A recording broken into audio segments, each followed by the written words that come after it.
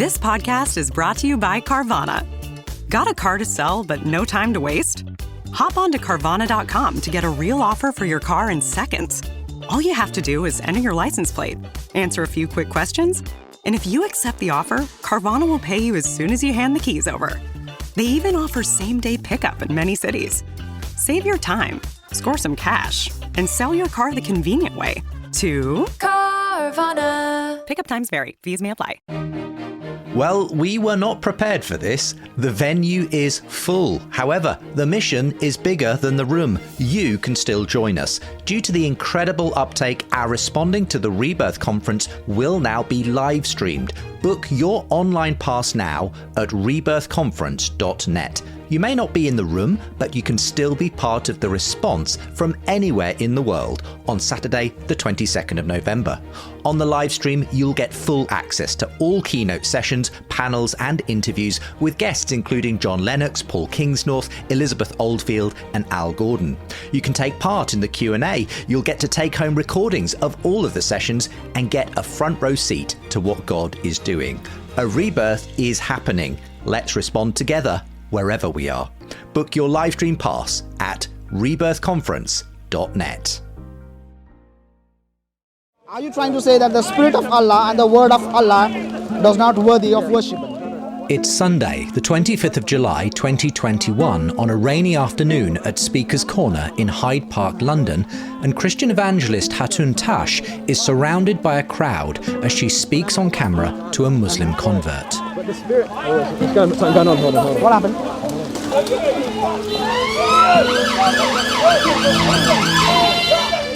Hatun has suddenly collapsed. Oh my God, Lord, sister!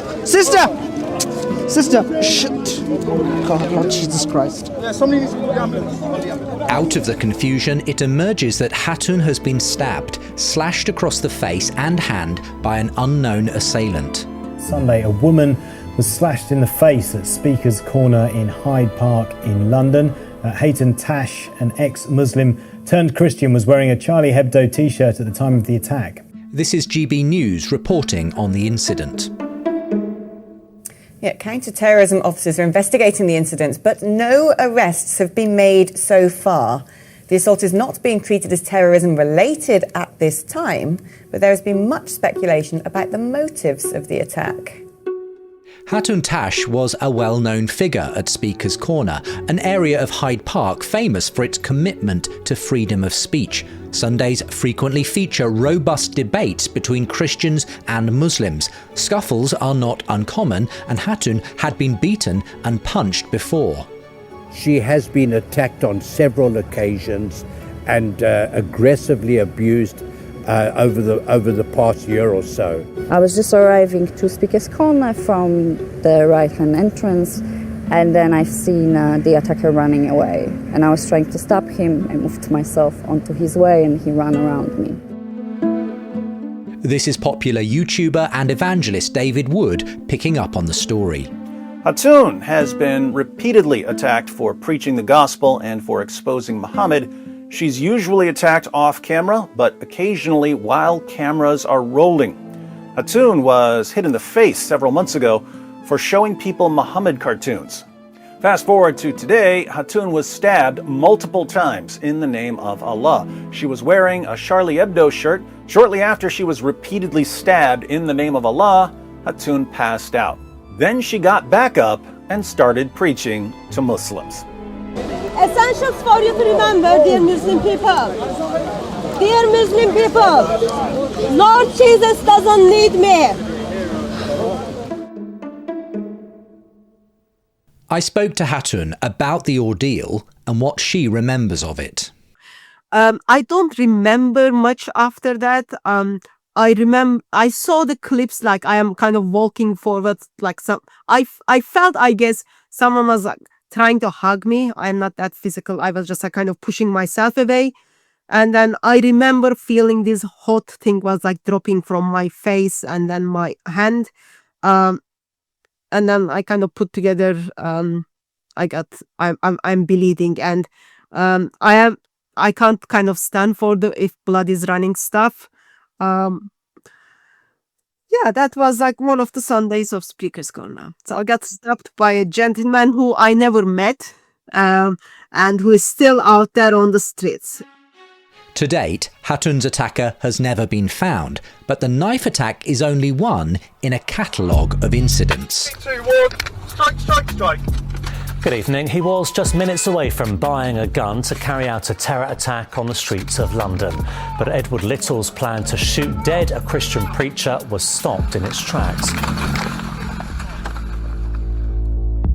In 2023, Edward Little, a young convert to Islam, was jailed for 24 years after being convicted of acquiring a gun in order to shoot Hatun at Speaker's Corner. Hatun regularly receives credible death threats and has had bones broken in previous attacks. She's even been detained and strip-searched by British police for her evangelism, winning a payout last year for false arrest and imprisonment. In short, Hatun Tash is not your typical Christian evangelist. I sat down with Hatun to talk to her about her confrontational brand of evangelism and began by asking her about her own conversion from Islam to Christianity after she moved to England from Turkey. She first began to question her Islamic upbringing when she encountered people who told her for the first time that Jesus had died on the cross, something the Quran directly contradicts. I checked the Quran to figure out if I got it wrong, that whether Jesus died or not. I was correct that Quran states that they did not crucify him, they did not kill him.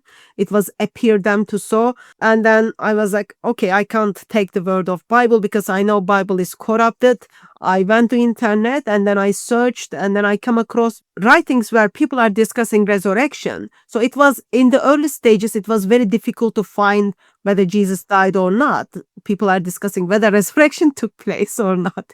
And then I come across with this gentleman called Bart Ehrman. He expresses without shadow of doubt that Jesus Christ died on the cross by crucifixion. And in his writings, it was talking about once upon a time he was a Christian and he's not a Christian now. So I find that strange. Someone who is not a Christian still believes that Jesus historically died. If the Quran got this historical event wrong, what else it got wrong? In early stages, I never considered why he died. My main focus was whether this historical event took place or not. As I read the Quran, as I read the biography of Muhammad first time, he was very different man than I was taught. And I come to conclusion, my moral standards are much, much better than Allah and Muhammad. And I couldn't be Muslim anymore. I start looking into Christianity. Main reason was because I was already hanging around with Christians. Start looking into claims of Bible, claims of Christianity. So you read what Bible says about him, and then you just like, wow, it is reliable, it is true, it is trustworthy. And then the question moved from, did he die? Then why would he die for me?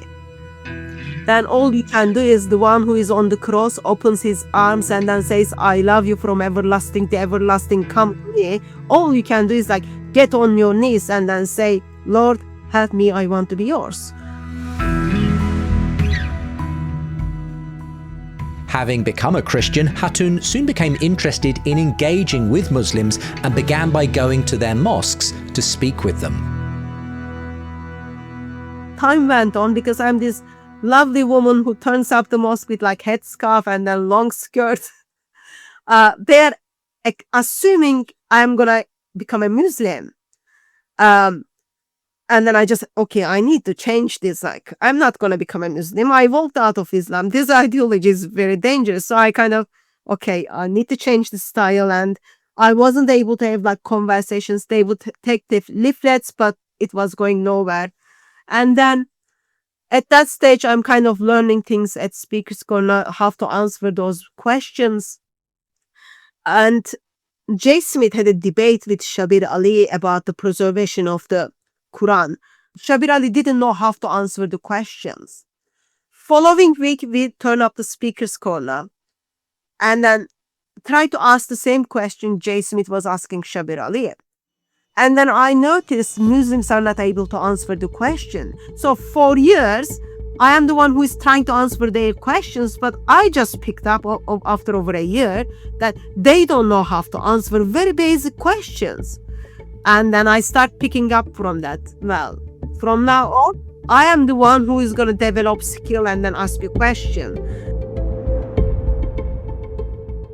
You'll hear more about the evangelist Jay Smith, who mentored Hatun Tash in her early days. But in due course, Hatun made her own mark at Speaker's Corner, deliberately using imagery and props to provoke the Muslims present. When she was stabbed, she had been wearing a t-shirt featuring the cartoons of the Prophet Muhammad that had led to the 2015 murder of the Charlie Hebdo journalists in France. And when she speaks on problems with the historicity of the Quran, she brings one with holes drilled into it for dramatic effect. I asked her about her controversial approach. Some people might say, well, look, asking difficult questions of Muslims is one thing, but kind of waving a desecrated Quran in their face is another. Why do you think that approach, that quite confrontational, quite controversial approach, is the right approach with the Muslims in that context? Well, I don't know if it is the right approach, but it is the approach I used. So you go there, people don't want you to be there. So my disadvantages are I am woman, I am ex-Muslim, and I'm critiquing Islam. So those are my disadvantages. But if you turn up there as a British person, you are fine. You don't have any disadvantage. Your crime will be only you are Christian. But before that, I am already -3. I am not even 0. So I think doesn't matter what is your religion, doesn't matter what is your gender, doesn't matter what is your eye color. No one should be murdered because they draw a picture. They make a mockery of Lord Jesus Christ. No one should be murdered for that. No one should be murdered because they draw the picture of Muhammad. Hatun says she deliberately tests the boundaries of free speech at the corner precisely because she wants to highlight the difference between the world of Islamic extremists and Western democracy, but also because she wants Muslims to become Christians. Whatever you make of Hatun Tash's brand of confrontational engagement with Islam, there's no doubt she's a brave woman willing to risk her life for the sake of the message she holds out to Muslims. And many are responding to her message. So far in this series, we've focused on the way atheism has shown signs of waning in Western culture and signs that a Christian rebirth may be underway. But there's a rebirth going on in other quarters too. Whether through immigration or conversion, Islam has also been on the rise in the West, and with it come many complex cultural challenges. If secularism is failing and the tide of faith is coming in, could Islam be the future of the West?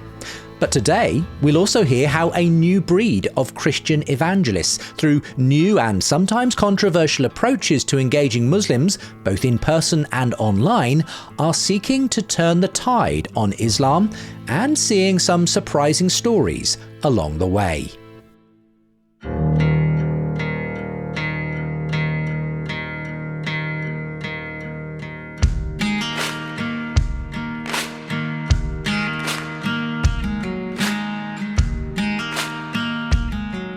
I'm Justin Brierley, and in this podcast series, I'm bringing you the inside account of why a meaning crisis in the modern world and the search for a better story about life are leading many 21st century people to reconsider Christian faith.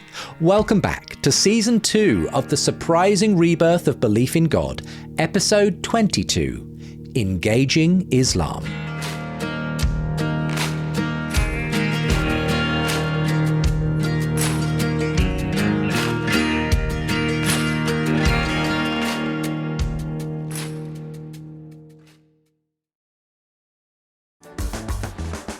Sweat moves you forward. Degree Antiperspirant is here to make sure it never holds you back. Clocking in, sweat. Lunch meeting, sweat. Biking home, sweat. Degree Advanced is for the hustlers who put in the sweat. The world's #1 antiperspirant with up to 72-hour sweat and odor protection. Degree, here for sweat. Try it today.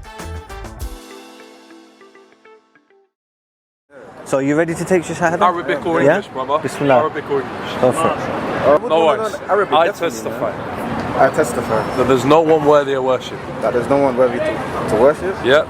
Except Allah. except Allah. And I testify And I testify that Muhammad that Muhammad is the slave and messenger of God. that Muhammad is the slave and messenger of God. And I'll say it in Arabic. You gotta say it in Arabic, yeah? This is a video of an Islamic street preacher leading a brand new convert in the Shahada, a declaration of faith in Allah and his messenger Muhammad.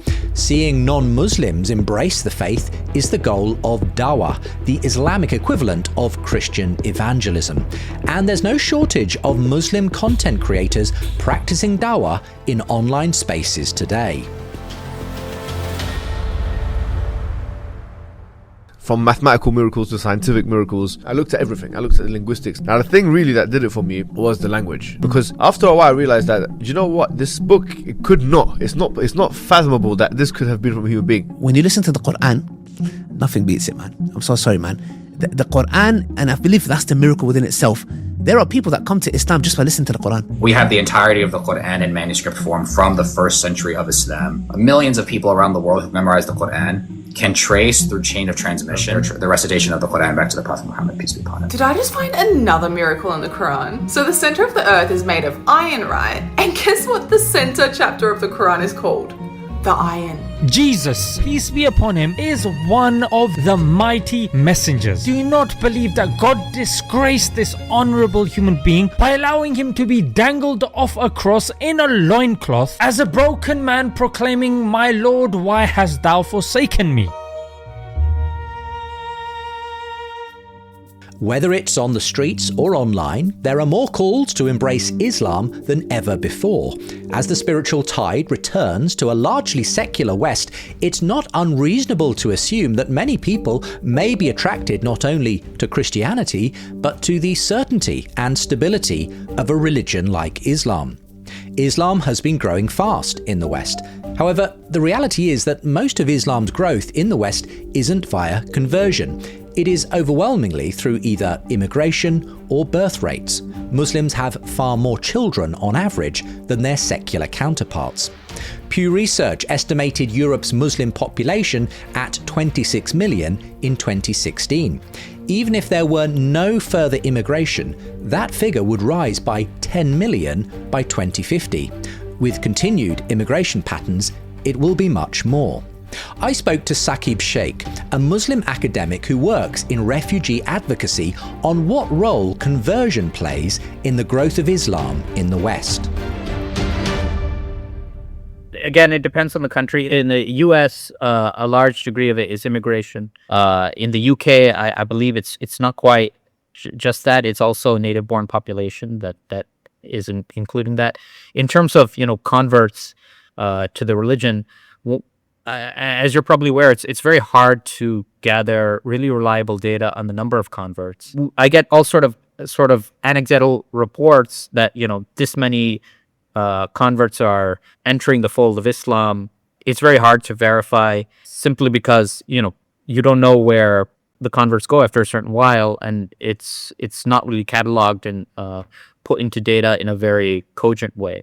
In the U.S., there's roughly, at least according to official statistics, around 3% of the population goes through what they call, a shifting. Either they go in or out of the larger Muslim population, which isn't a very high amount. In the UK, from what I've gathered, it's roughly in the range of 100,000 converts, and this is like 10, 15 years ago, and it's hard to find more latest numbers of that. What I do know is that there are certain events that happen where Muslims are put in the spotlight that do tend to create some type of media frenzy. And when usually Muslims are in the news, that tends to generate a certain interest in Islam. Although the numbers actually converting to Islam in the West are relatively modest, among certain demographics and especially in prisons, Islam has become influential, especially among young men. Whether Muslims appreciate his support or not, controversial social media figures like Andrew Tate have converted to and advocated for Islam to their wide audience. In my own limited forays into social media evangelism, I've been surprised by the number of dawah exponents in my timeline making their case for faith, and have personally met young men who have converted to Islam on the basis of their engagements with TikTok evangelists. Vocab Malone, an urban apologist who specialises in engaging Hebrew Israelite and Islamic communities, told me about the day he was taken to a mosque by a Muslim friend and witnessed the attraction it may hold to many young men. When I went in there, though, my first reaction was like, oh, this is really serious. I can see one of these guys walking into your average Christian church and just shaking his head, laughing like, we have a grown man's religion. What are you people doing? You're telling me this is the words of life? You have clowns and everything's fun and games, and you don't want to go beyond a fourth grade reading level for adults. And what are you doing? You have everything as comfortable as possible. There, they may or may not be air conditioning, and I'm from Phoenix, Arizona, where it may be between 37 and 44 degrees Celsius in the summer. They're standing when they're listening very close to each other, and then they're kneeling down, again, very close to each other. And this is done multiple times during each session, and perhaps, depending on the adherent, multiple times per week. And it's taken more serious. Now, again, that doesn't equal truth, but you kind of understand why they might say, what are you guys offering? I mean, I'm not interested. You can understand why they might feel that way. So it's helpful. But, notice I went into a mosque and observed and talked to my friends, because I'm trying to have some relationship, if I can, with people too, and see up close and personal, what's going on here, so I can understand better. But dawah isn't just for engaging non-Muslims. Saqib Sheikh told me that the growth of the online dawah movement is firing up young Muslims to embrace a more radical version of their own faith. There are polls that show that somewhere around 70 to 80% of how Muslims, young Muslims, educate themselves on religion is from social media. When it comes to the dawah sphere, particularly in the UK, you could say they've sort of cornered the market as opposed to other varieties of Islam. The UK dawah scene is very sort of well-financed, have a number of different lectures and dawah, sort of evangelists that they've created a lot of content, but they tend to represent the more puritanical version of the faith, or the more stricter version, the more traditionalist version of Sunni Islam, as opposed to other variations that are more like Sufi oriented or more liberal or modernist oriented. The growth of Islam, especially of a more hardline variety, is at the centre of many of the political and cultural divisions in the UK. Depending on which news media you follow, you may be forgiven for thinking there's an Islamic takeover underway in the UK. Of course, the reality is much more nuanced than that. Like any country, the UK is very diverse demographically. But as a US citizen visiting the UK recently, Vocab Malone recognised that at least parts of certain UK towns have changed dramatically in recent years. For example, Luton and some of the areas I drove through with friends, and they were telling me what's going on. We're talking about just on the sort of street level, just kind of like a complete domination. And it's not just about, oh, look, things look different, things feel different. It's the issue of what that means for the country in regards to things like free speech. In regards to, do we have one law that applies to all Britons? Are we going to end up with a separate system that is Sharia that governs certain neighborhoods and certain districts? Are we going to end up with councils that are unfair in their rulings towards non-Muslims? These all seem like very real issues from what I've been able to. Are prisoners protected properly? Because prisoners are people too, and they're locked up, but are they protected from what looks like a very unhealthy, oversized influence of Islam on the prison population? I'll give you one quick example. A lot of the main religious figureheads, apparently in a lot of the prisons in the London area or the environs, are imams, not Anglicans, imams.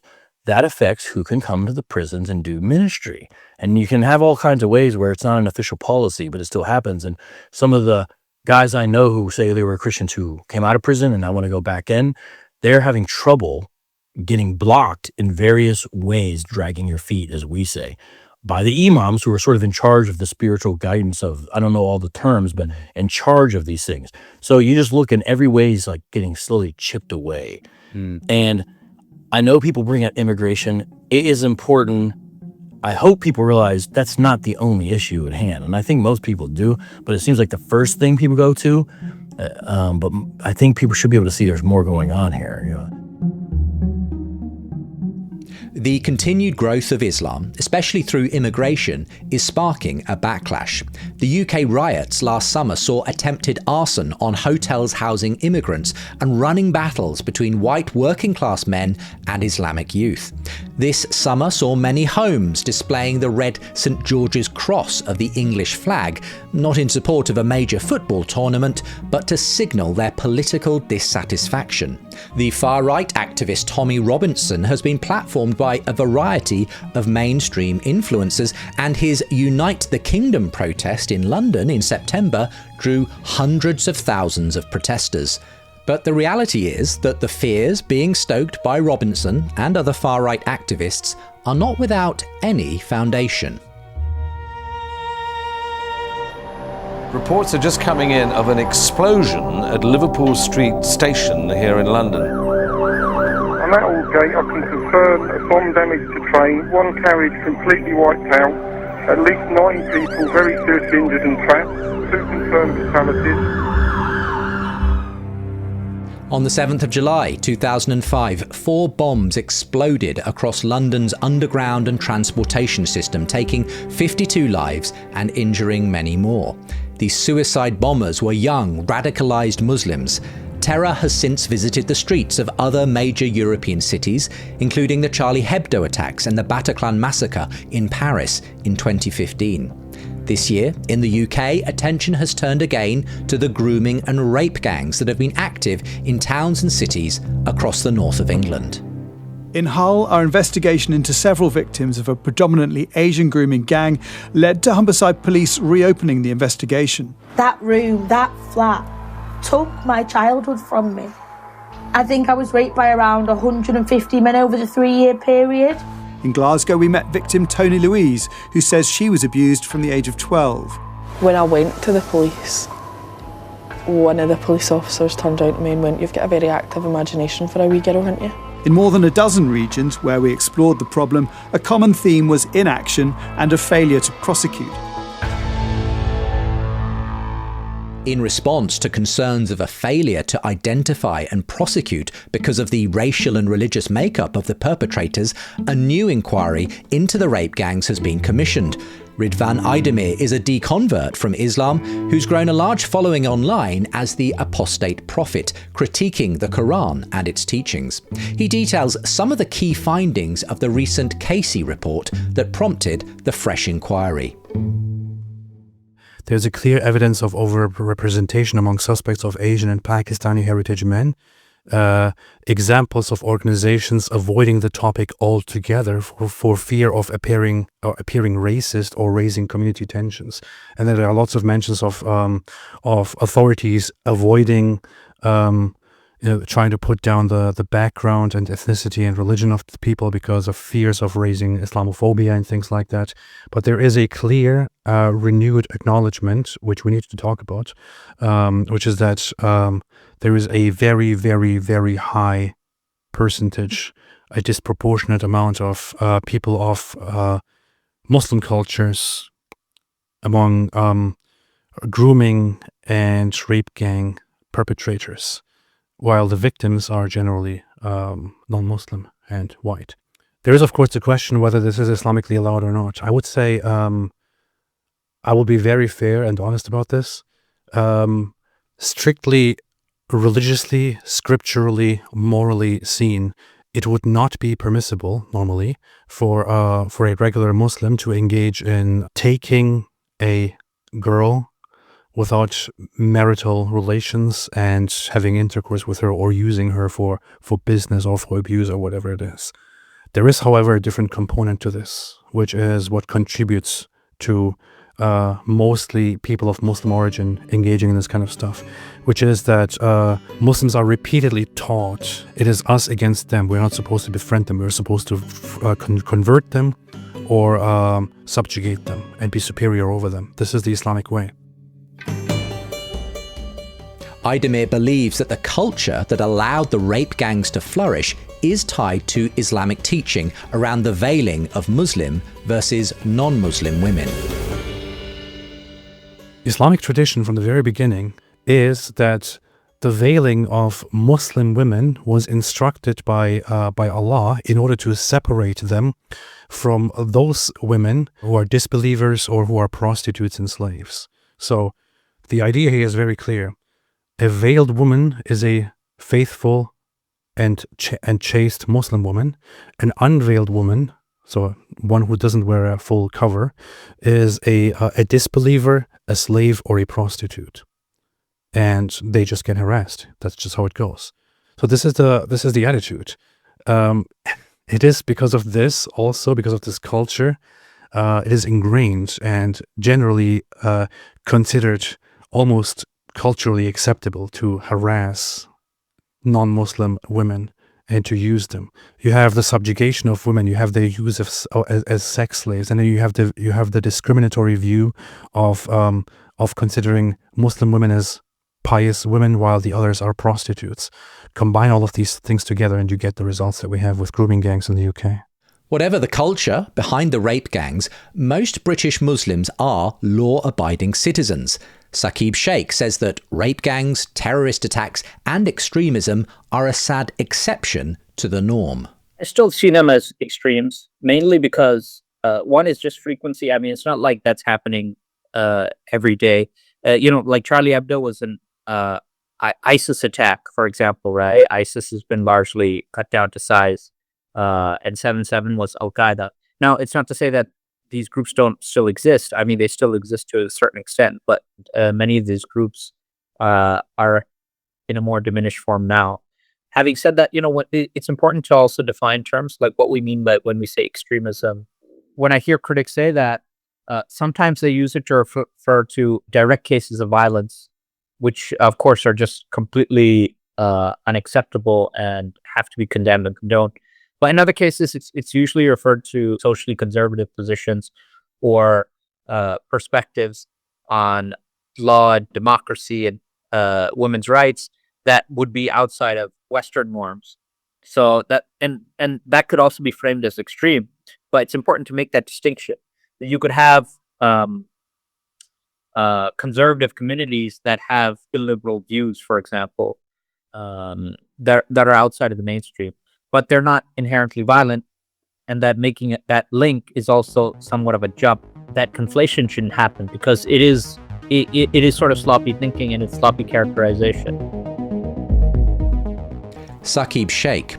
But as I continued to interview Christians engaged on the front line of Muslim evangelism in the UK, I soon discovered a very different view of the impact of Islam. I'm going to step on some toes what I'm going to say next, so don't take it personally as a British. This is Jay Smith, an American evangelist who pioneered a polemical approach to confronting Islam at Speaker's Corner in Hyde Park across 3 decades.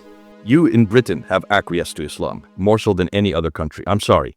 I've never seen such acquiescence as I'm seeing in your government and in your politics, your politicians. Look at the grooming gangs and just look how much acquiescence was there amongst the police, amongst the social workers, and amongst the politicians. How absolutely disgraceful. And I have to say, no other country would let that happen except Britain. I don't know of any other country in Europe that has allowed everything the Muslims have demanded they have gotten. That has not happened in France, that has not happened in Germany, that has not happened in any of the European country, and it's not happened here in the United States. Why has Britain acquiesced? Jay has been at the leading edge of a more confrontational approach to Islam to show why its scriptures and teachings are at odds with Western culture. He says that while there are many moderate Muslims in the West, extremist forms of Islam are nevertheless consistent with their own scriptures on the treatment of women, the death penalty for apostates, and the subjugation of non-Muslims. So is Islam as a religion simply incompatible with modern Western values of equality, freedom, and peace, as its critics claim? Saqib Sheikh.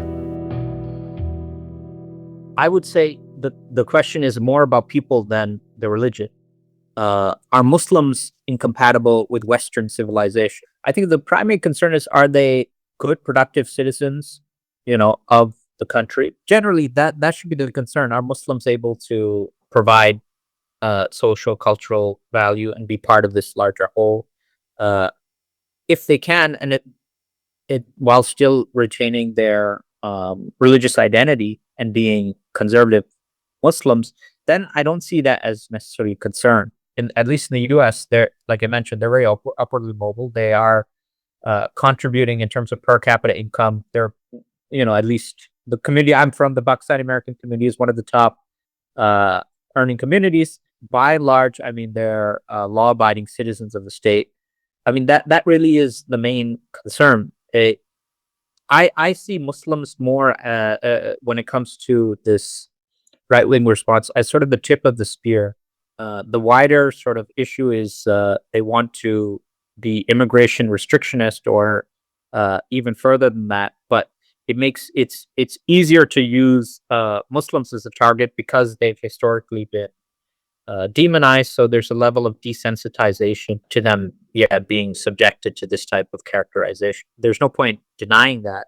I think that, when it comes to certain gender issues, when it comes to certain perspectives on several issues, there are tensions between the traditional form of religion as it's sort of enforced in certain Muslim societies versus Western liberal democracy. But for Muslims who are living as a minority in the West, one of the sort of rules in which Muslims live, which is also a rule within the religious tradition, is that you follow the laws of the land. If you're in a non-Muslim society, you have to sort of abide by the existing framework, and you're not allowed to just become this sort of Manchurian type of candidate where you just undermine the society from within and this install a Islamic theocracy. It doesn't work like that. Again, Saqib Sheikh's analysis differs sharply from those engaging with more fundamentalist forms of Islam. Ridvan Aydemir says that as successive governments have failed to engage with the issues effectively, including rape gangs, it's little wonder that we're seeing increasing public unrest. It's not right. It's not Christ-like from what I can tell, to go out and to engage in riots and in mass violence and to try to collectively punish a population that is associated with these atrocities. But the unfortunate issue is that if you don't take proper measures, that if you don't deal with the problem at hand, that if you are dishonest to your own people, that if you deny your own people the right to speak out and to say things as they are, that if you punish your own people for taking action or for trying to change things, it will lead to resentment, and the resentment will eventually lead to an explosion in anger in the forms of such riots and violence against people, as we have seen. So you acknowledge the problems. You don't suppress the truth. You acknowledge that there is a big, major Pakistan or Islam problem at hand, and you deal with it in order to avoid the eventual outburst of frustration and violence that we eventually see.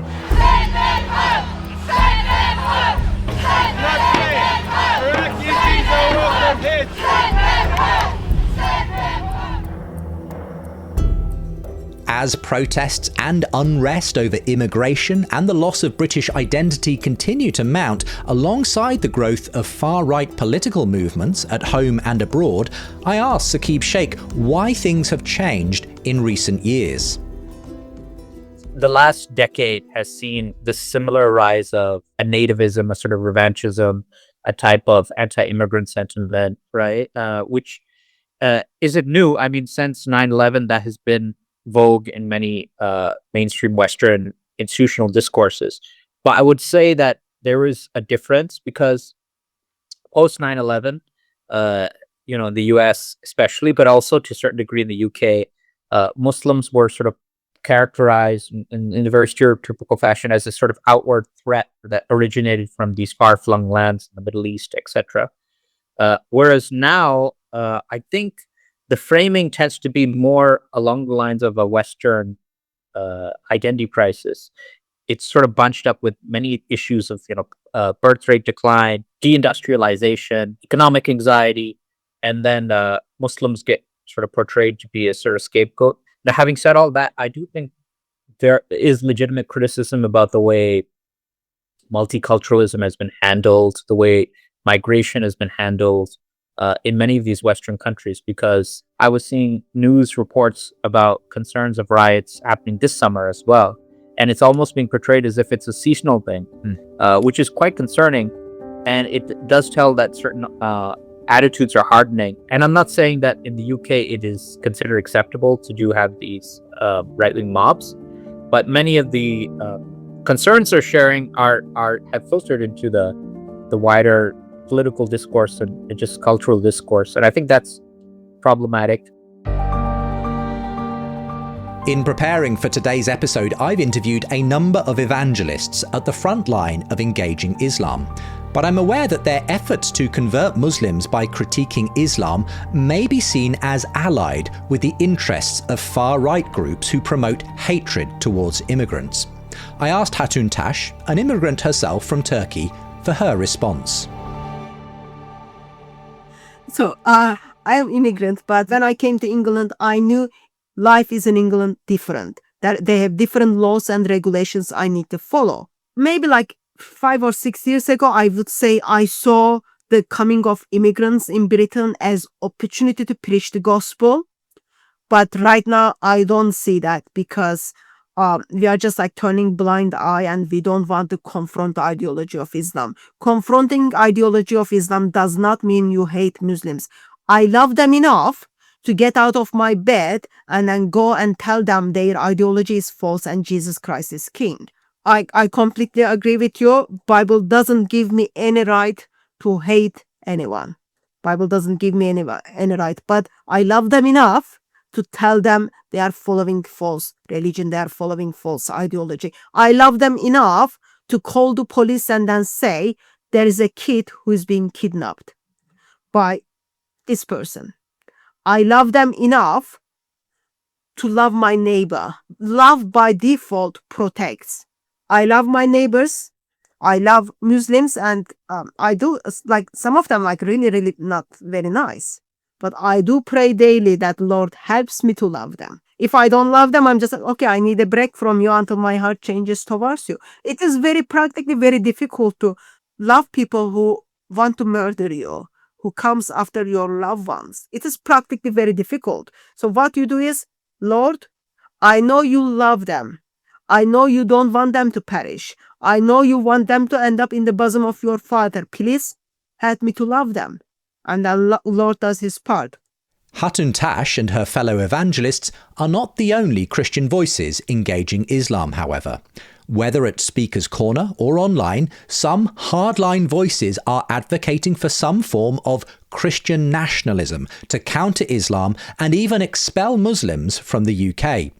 I asked Vocab Malone what he has encountered.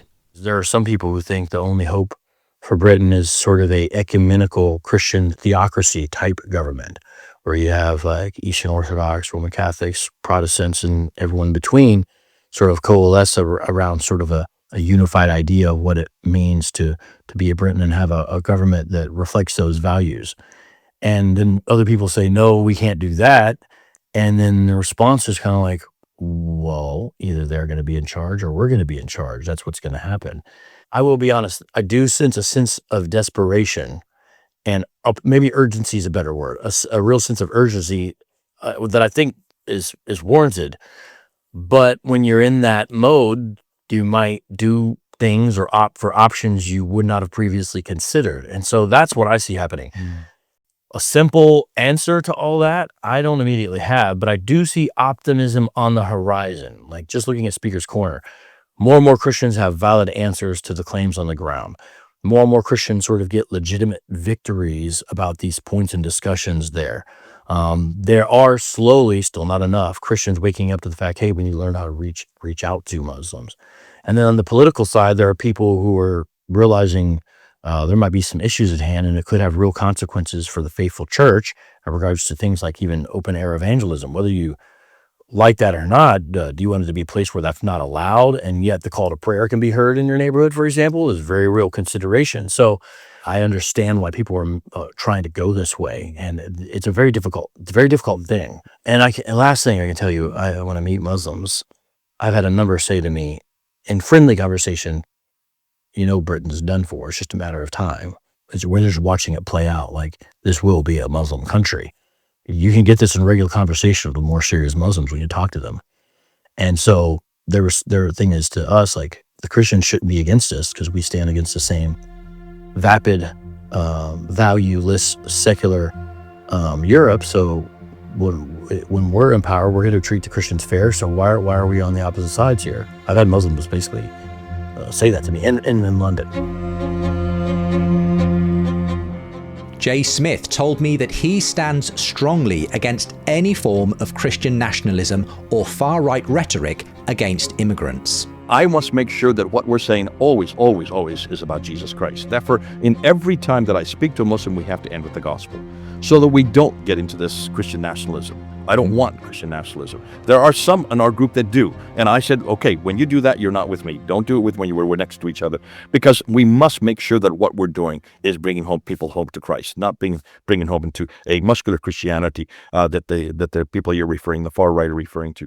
We have to make that distinction. But I'm also a little upset with people that keep on bringing that up and saying, well, are you this person? Therefore, are you not going to be seen as just being far right? Where in the world, when we're talking about Jesus Christ, do they get this notion that we're far right? And where in the world are we talking about nationalism when it's not in our narrative? That's why listen to what we're saying. We're talking about Jesus. We're bringing them home to the gospel. We're bringing them home to Jesus Christ. We're not bringing them home to a UK that wants to get rid of all immigrants. I love the immigrants. And we have to make sure that we say that in our narrative. Among all the Christian evangelists I interviewed, there was the strong sense that far-right groups have risen in prominence, even among Christians, because a declining UK church has fallen asleep at the wheel when it comes to engaging Islam robustly with a Christian vision of both love and truth. I asked Hatun Tash if she has hopes of that changing. You have seen, you made videos about it. I have seen and witnessed a couple of things. There is small heartbeat. There is small heartbeat in the churches in UK. I don't know if that heartbeat will continue because the new regulations have government making it very difficult to be Christian, have government is making it very difficult to critique ideology of Islam. I don't know if that heartbeat will continue, but there is heartbeat. Currently, because of the political things are happening, it looks like everything is in the favor of Islam. But I am looking from the human perspective. There is a heartbeat, and Scripture tells us Jesus overcome it all. Vocab Malone hopes that if there is a Christian rebirth underway in the UK, it will impact both the church and the culture and government too. Maybe part of the revival is not just, although I don't want to minimize it, Christians reading their Bibles, praying, witnessing, loving their neighbors, taking care of the poor, being part of the fellowship on a regular basis, inviting others to do the same. All the things we're supposed to do as disciples of Christ. Each person does different stuff, but maybe it will also involve a revival of common sense among non-Christian Britons. Because I believe part of the judgment of God is sort of, if you read Romans 1 and 2, you sort of almost see, like, for lack of a better word, people's common sense being removed, a futility and an insanity and irrationality that sin produces. And I think you see that, and sometimes even laws and the actions of politicians, because we understand not everyone's going to become a Christian. So, okay, revival, but Lord, also give us a revival of wisdom in this land. Jay Smith told me about a movement he has initiated bringing a new breed of missionaries together to train and encourage each other in a newly confident form of evangelism. And he didn't mince his words. There is a new generation that's starting up who are fed up with the recognized church, and they're doing it on their own. These are the polemicists that we met last month, and there's about 100 of them, and they're all British, and they are amazing, Justin. They're going to do it for you, and they're going to rescue your nation, but they're also going to rescue your church. And they're also going to rescue Christianity from letting it be taken over by Islam. In the church, everywhere you go, it's doom and gloom, doom and gloom. And I said, well, what are you doing in the church then? Get out and start doing something. They don't want to leave the comfort of their own church. And if they do, they just want to make friends. They want to be loved by Muslims. Every Christian I know in Britain wants to be loved. They don't want to be hated. Well, what do you think every one of the disciples were? They were all hated. Isn't that what the commissioning of Jesus is in chapter 10? You must be hated. You must be persecuted. Listen, expect to go to jail, and even some of you may have to be killed. And every one of the disciples, they were hated, they were persecuted, they were all put in jail, they were all flogged, and most of them, every one of them except for John, were killed. If that is their commissioning, that's our commissioning. And that's why I'm not waiting for the church to do this. I'm waiting for these young guys and gals that I saw last month. They're going to do that for you. So don't give up. We're going to make sure that we bring Islam to its knees. And I want to make sure, I'm not saying Muslims to the knees. Notice the distinction I'm making. I absolutely love the Muslims. Why would I spend 40 years working with them if I didn't love them? They're my favorite people. But it's Islam, and it's this book that's doing all the damage. Perhaps I'm part of that church culture that Jay Smith fears has become too complacent in its approach to Islam. But I confess, part of me struggles to hear him speak of bringing Islam to its knees, partly because it's just a very militant phrase. But the evangelist and those he works alongside deplore any kind of physical violence, even as Jay Smith himself has been beaten up on more than one occasion. The kind of confrontation that he and his team are interested in is a confrontation of ideas and arguments. And as we'll find out, those arguments are having their effect as they reach people around the globe.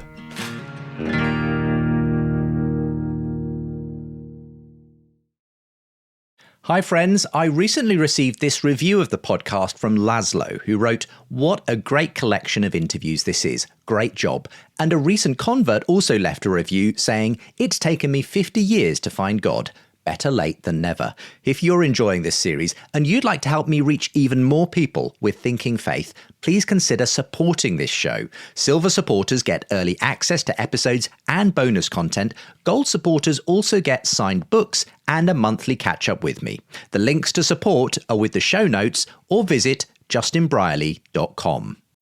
It's back to school season, and Clorox is donating 2 million disinfecting wipes to classrooms across America. Because back to school means things can get a little bit messy. Just ask second grade teacher Mr. Torres. Put me and just one Clorox wipe on a team? We can take on crayon smudges, sticky fingerprints on every surface, sneezes on the door handle, juice box explosion by the sink, snack crumbs, and don't even get me started on the bathroom passes. Clorox disinfecting wipes, teacher's #1 wipe. Think about it.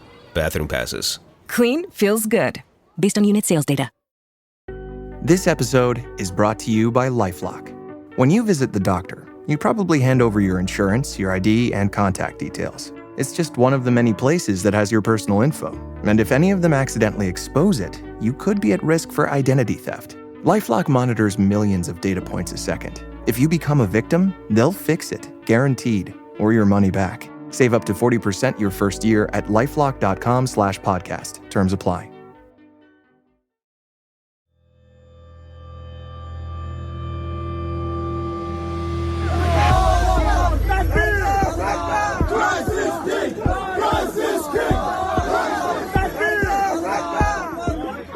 Nearly 20 years ago, I recorded a radio documentary on the highly charged debates that take place on Sundays at Speaker's Corner in front of crowds of Muslims and Christians, and which still continue there to this day.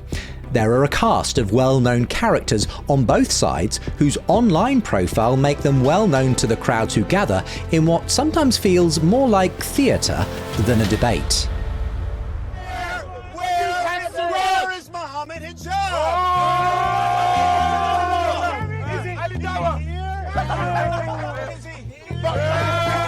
Where's Ali Dawah? guys are supposed to be the Dawa guys, the Dawa lions. They got knowledge. They open the hawk. They got the truth. Why can't we ask them a question? But behind the pantomime, there is a serious side. Muslim debaters being called out by their Christian counterparts because of new arguments questioning the Quran. Hold these up, and what do we now know about these Qurans? Do all of these Qurans agree with each other? No! Muslims should be able to tell me why there are different Arabic Qurans and why they are telling us there is only one perfect Quran. I sat down with Jay Smith to talk about the polemical approach to engaging Islam that he pioneered at the corner after arriving in the UK in 1992 as a missionary with a master's in Islamic studies. I began by recalling my own experience of seeing Jay in action in the mid-2000s. And let me just tell you, that is such a memorable occasion. I only did it the once. You were there every Sunday, but the heckling, the jostling, the shouting, the chanting, you up on top of a stepladder, roaring in a kind of debate opposite your Muslim counterpart. It took me out of my comfort zone. As I say, regular Sunday for you. Do you want to just, as we begin, take us back to those days when you were involved in that kind of ministry, evangelizing Muslims at Speaker's Corner, and what the corner is and what you did there for so long? The corner is really an institution. It's a British institution that is unique in the world. It was the place where they would execute prisoners every Sunday. Well, before they executed the prisoners, they would give them their last defense. And they would use these soapboxes to stand up on to do their defense. That's why that phrase, get off your soapbox when people are going on for too long. That's where it comes from Speaker's Corner. So they got executed, but the soapboxes were still there and the crowd was still there. So people would get up on those soapboxes and they would start teaching or preaching or debating. And you had a ready crowd. And of course, the crowd then would heckle. And it is continuing and it will continue. And there are really only two rules for Speaker's Corner. One is you can't use violence and you cannot slag off the Queen or the King, whoever's in power. Well, that's broken both weeks. And so because of that, you can say anything you want. And it's a magnet, therefore, for people that love to do debate. And especially for Muslims. Muslims tend to come from oral societies. And so they love this cut and parry. They love anybody that can get up there on a Friday afternoon in a khutbah or in a mosque and orate and do so with such aplomb that Speaker's Corner is a magnet for those kind of individuals. Well, when I came to London in 1992, I was told that's where the radical Muslims are, and they are, because it's the place where they try out their newest material, and they also give and take, and they also take on the Christians. Well, at that time, there were very few Christians in 1992, maybe about 5 of us. Everybody else had left. When the Muslims show up at 3 o'clock in the afternoon, they all leave. And leave the 5 of us who didn't know any better to take on these hundreds and hundreds of Muslims. Now, back in 1992, Justin, Islam was not a religion of peace yet. It had not started that narrative. That only happened after 9/11. It was very violent, and we got beat up, and we got punched, and it was a terrible environment. Physically got beat up. And it toned down completely once 9/11 happened. Of course, they had now proved that they were peaceful, because now we also had phones and we also had smartphones, and we could record everything that was happening, which changed the whole tone of the corner. But in the 1990s, it was not that way. But it was about 1995. I was confronting a guy named Abu Sufyan, who was a Trinidadian convert to Islam. He'd been a professional boxer before he became a Muslim. So I was there just engaging with him, and he got off the ladder, came at me, and he just gave me a punch. And that's the last thing I remember. A professional boxer gives you a punch like that, you go out. I was cold. From what the police told me, because they pulled my body out, and they said that there were about 60 Muslims kicking me and punching me on the ground. But a black man came and just laid on top of me and took the punches for me. So I said, well, where is he? And my face was all bloodied and bloated, and they said, well, he's just disappeared. Now, that's Barry, my black angel. He has protected me a number of times at Speaker's Corner, and I have 2 angels that are up in the trees, up in the branches above me, and I call them Harry and Larry. I've never seen them, but the Muslims have. Isn't that interesting? When I started engaging down there, I realized this is the best place, the best workshop in the world to learn your apologetics. because the Muslims would come with Bibles in their hands. You know, when I was studying seminary, I never got this kind of information. No one ever told me about these errors or these anachronisms or these contradictions. We're not taught that in seminary. We're taught about how great the Bible is. So I was really befuddled. So I had to really learn as my wife said, she kicked me out the door every Sunday. She said, take a notebook with you, write the questions down. There was no internet back then. There was none of this what we could do now. Certainly no Google that we could just Google it out. Now with AI, you can go even quicker. We had nothing like that. And I just had to learn by the seat of my pants. Usually going to commentaries or getting on the phone or coming down to you down there in the studio. And you'd start bringing me down to the studio at this time because you thought that this was something that's pretty way out there and a little odd. I remember you at first were not comfortable with me because you saw me as very toxic. And I was. And you asked my wife, it changed my personality. I was much more of a meek and mild, someone more like you, Justin. And then I became very aggressive and very demonstrative. But what I was finding is that Speaker's Corner was creating in me something that we don't have as Christians. We just don't have this kind of cutting edge, face-to-face, in your face, but more than that, being able to cut and parry type of discussion. Were the relationships that developed very antagonistic then, or were there any friendships that you ended up developing? Now, this is something that I want, and I want you people to listen to this. This is something that's going to shut down this whole idea that we should not antagonize Muslims. What we noticed, and I saw this pretty quickly, when I was at Speaker's Corner and I would be engaging with these Muslims, finally when I got on the ladder, I could control the narrative, and you have an awful lot more control on the ladder. The Muslims would get angrier and angrier the more that you shut them down and put them on the defensive. And sometimes they would come back with a great point, and you put your hand out and say, what a great point. Let me shake your hand. They won't even touch me because I'm shaitan. I'm shaitan. And they gave me every name under the book, and they would also give me threats. What does shaitan mean, just for those who don't know the terminology? Shaitan is Satan. Right. Okay. I'm Satan. Sorry, Satan. Okay. And so when I would leave Speaker's Corner, because my voice would be, after about 3 or 4 hours, your voice would just go because you can't use any loudspeakers. We would then go across the street. Back then there was a KFC there. I don't know if you remember that, a big KFC. And we would just go to KFC and we would sit there. And then all these guys would come in. These guys who would not shake my hand, they'd come up to me and give me back rubs. And they'd come up and sit me and put their arms around me. Oh, that was a great time today, And we would go at it, but we were best of friends at KFC, but absolute enemies at Speaker's Corner. So what was going on here? And I try to help people understand this. They absolutely see you as a man of God when you're on the ladder, when you're engaging with them face to face. You become an imam yourself, but it's not you they hate. It's what you're saying they hate. You are seen as shaitan. You are seen as a threat because your words are so strong and your material is so powerful. And by this time, we were on the offensive because now we went into polemics, and it was because of the polemics that they were absolutely shattered. So give us the distinction then between apologetics and polemics, Jay. Okay, it's like your football team. You have a defense and an offense. In Christianity, we have also defense, and that's called apologetics. And to be a good defense in Christianity, you need to know the Bible and you need to know Jesus Christ, because all the attacks are against this book and the man behind this book. When it comes from Islam, they're not attacking us on any other area except the Bible and Jesus. Isn't that great? So defense, apologetics. Now, you don't win games with defense. You win games with offense. Mm-hmm. The best defense, as Vince Lombardi says, is a good offense. Mm-hmm. That's how you win the games. That's how you make the scores. Now, offense in Christianity is polemics. Polemics is simply going on the offense. But in order to do offense with Islam, you don't have to know this book. And you need to know the man behind this book, Muhammad, and the God, Allah. So it's a completely different set of you might say, skills.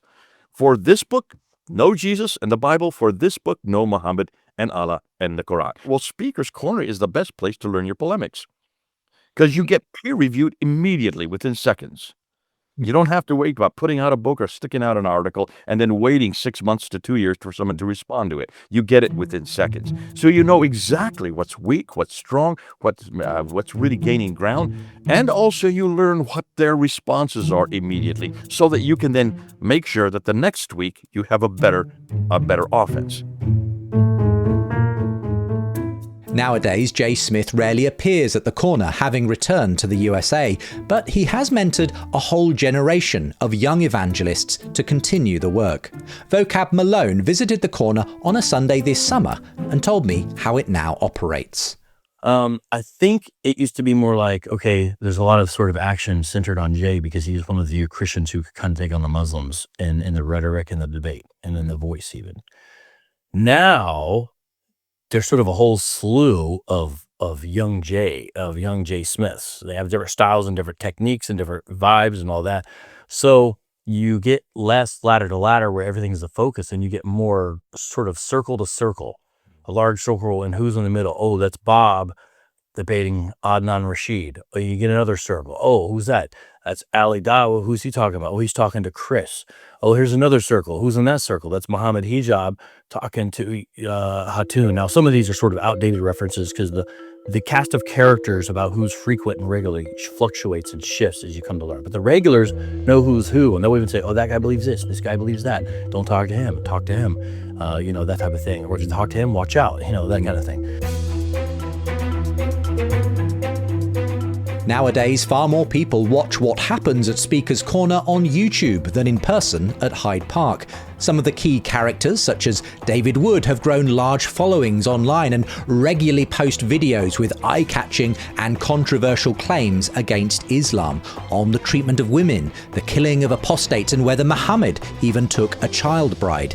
Inevitably, not everyone is a fan either of the debate style between the Dawa and Christian community or of the new online video polemics. Did y'all hear Ali Dawa say that one single Muslim could just take on all the Christians? Where they at? Where they at? The Crusades. Yeah. So let me answer that directly. Answer it. The Crusades were launched after 7 centuries of constant Islamic aggression.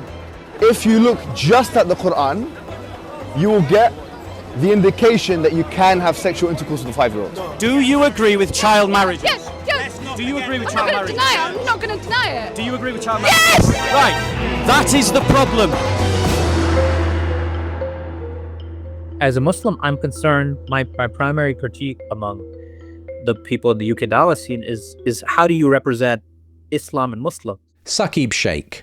As a Muslim, we believe that anybody who converts, and I'm sure you have an analog of Christianity, anybody who converts is by the will of God. It's not you who are causing their conversion. It's that they open themselves up to the message and then they convert it. But you have to conduct yourself in a way that is representing the faith well and representing your community well.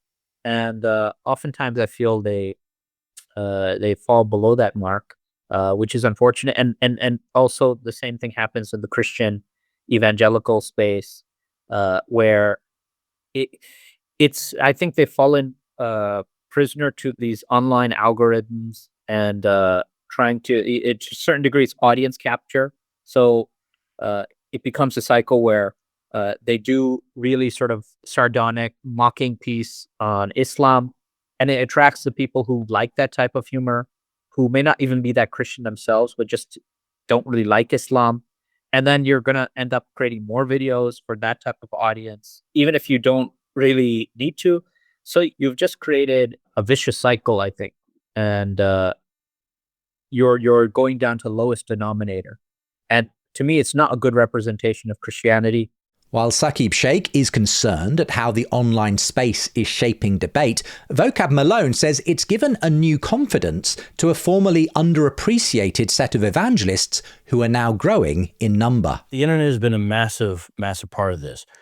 And I don't know the church situation, but I can tell you it appears we're getting a little by little, a drip by drip, more churches and pastors willing to host these types of events or have these kind of conversations with apologetic thinkers and evangelists as well, willing to talk about the hard issues and say, hey, we want evangelists here, and we understand sometimes they might get in trouble.